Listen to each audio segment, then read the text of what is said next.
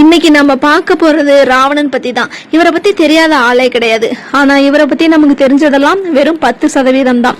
ராமாயணத்தோட வில்லன்னு நம்ம பாக்குற ராவணன் நிஜமாவே ஒரு விசித்திரமான ஜீனியஸ். ஏன் அப்படி சொல்றேன்னு கேக்குறீங்களா? இந்த வீடியோ எண்டுல கண்டிப்பா உங்களுக்கு புரியும்.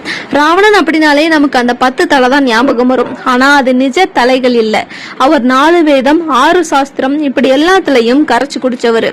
அப்புறம் மியூசிக், வீணா வாசிக்கிறதுல இவர் அடிச்சுக்க ஆளே கிடையாது. சொல்ல போனா நம்ம சிவபெருமான் இவரோட இசைக்கு மயங்கித்தான் ராவணன்னு பேரே வச்சாராம்.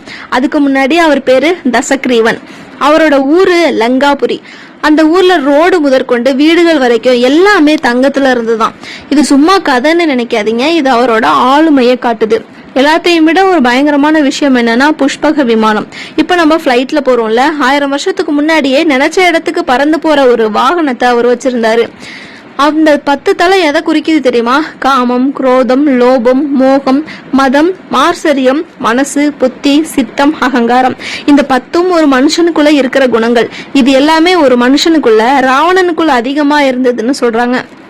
இன்னொரு பக்கம் பார்த்தா ராவணன் ஒரு பெரிய ஆயுர்வேத டாக்டர். ஆர்க்க பிரகாஷ் அப்படின்னு அவர் எழுதின புக்ல நிறைய நோய்களுக்கு மருந்துகளை பத்தி சொல்லியிருக்காரு. ஒரு பக்கம் போர், ஒரு பக்கம் மியூசிக், இன்னொரு பக்கம் மெடிசன்.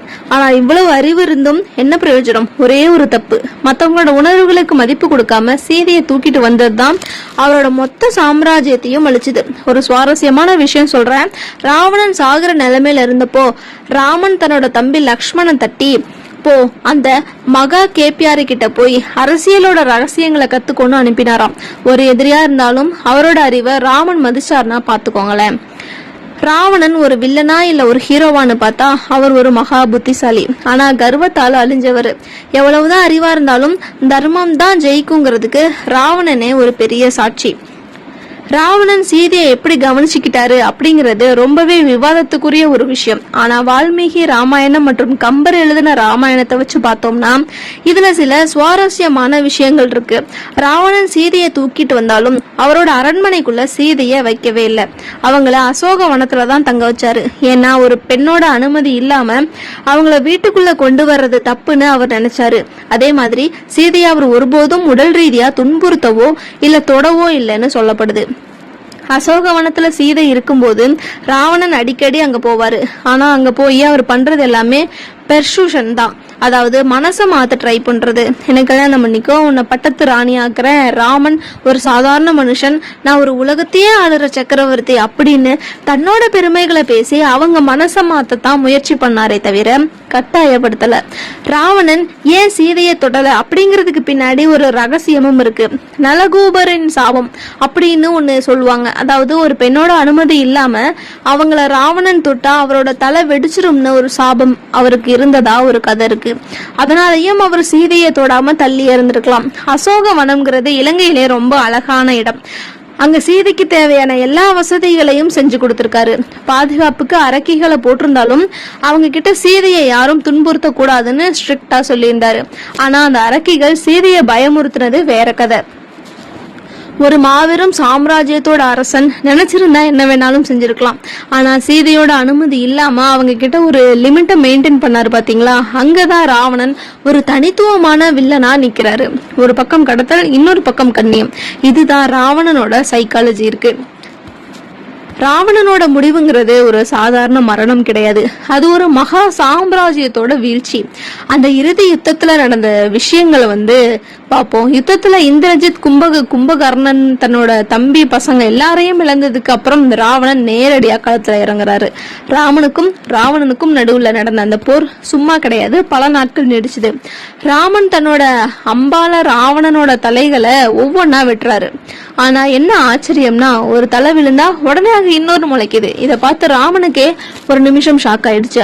அப்பதான் விபீஷ்ணன், ராவணனோட தம்பி, ஒரு ரகசியத்தை சொல்றாரு.